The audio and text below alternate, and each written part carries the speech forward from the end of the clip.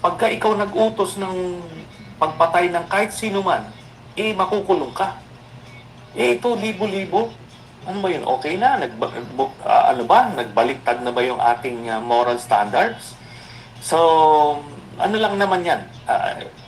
Propaganda-driven yung, nangyayari sa Duterte side. Kaya, parang maayos yung rating sila. Kasi, effective yung propaganda machinery nila eh. Tapos, binablock propaganda nila yung Marcos administration. Kaya, tuloy din bumababa. Pero kung titignan lang kababayan natin, kahit presyo lang ng bigas, di hamak na bumaba naman. Di Correct. ba? So, Senator Sonny, do you think the Marcos administration should now be in the offensive? Maraming And nagawa si nakatulong ba BBM. yung ginawa po niyang pag-iimbestiga o pag-expose Bulag lang sila sa flood talaga. control into his image? Or medyo nag-backfire din po yun dahil as it turned out, yung mga iba po niyang kaalyado ay sangkot din po pala dito sa kontrobersya. I believe it was a wrong strategy. Diyan natin makikita kasi, it di ba? backfired for sure. Pero doon mo makikita na Di ba? Sabi ni Trillanes, doon natin makikita, doon nyo makikita, no? Na si BBM ay walang kinikilingan kahit kaalyado ka mag-anak, no? Pag sangkot ka sa manumalya, pag nanakaw sa kaban ng taong bayan, si BBM, no? Ay talagang tapat na nagtatrabaho sa ating bansa at taong bayan. Mahal ni BBM ang taong bayan. Hindi niya masikmura ang pagnanakaw. Kaya ito, pakinggan niyo to.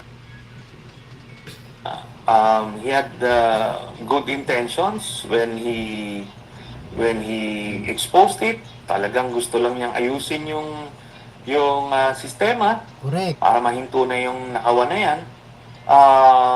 Pero iba nga ang naging tanggap sa publiko, unfortunately for him.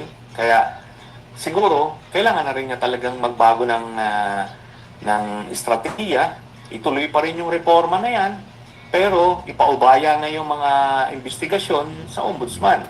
Tapos kailangan bigyan na ng liwanag at bigyan na ng focus yung mga kasalanan nung mga Duterte na di hamak na mas mabibigat.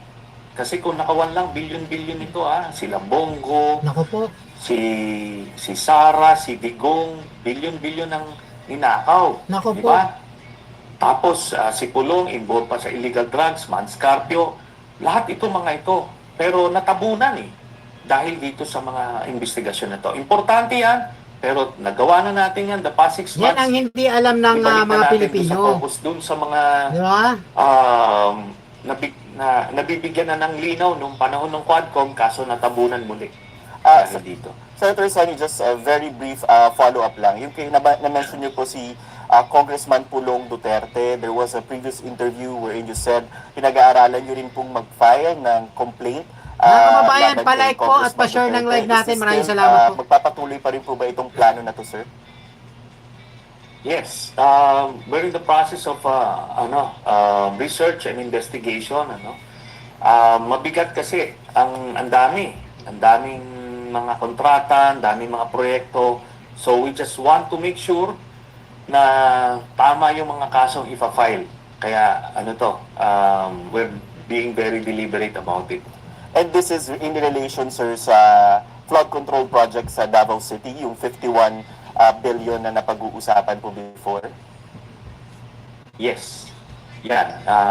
Yan ang focus. Okay. What kind of charges are you eyeing, sir, to file against the congressman? Depende, no? Pwedeng malversation, graft, tapos kung may plunder, di plunder. Pero nakasuhan ko na yan siya ng yung illegal smuggling of illegal drugs. Nako po, yari. Na-file ko na yan sa DOJ at I hope umuusod na rin yan. So ito, sir, case na to, you will file it sa Ombudsman if matapos po yung inyong pag-aaral. Tama po ba? Yes. So people should understand na nasa private sector lang naman ako.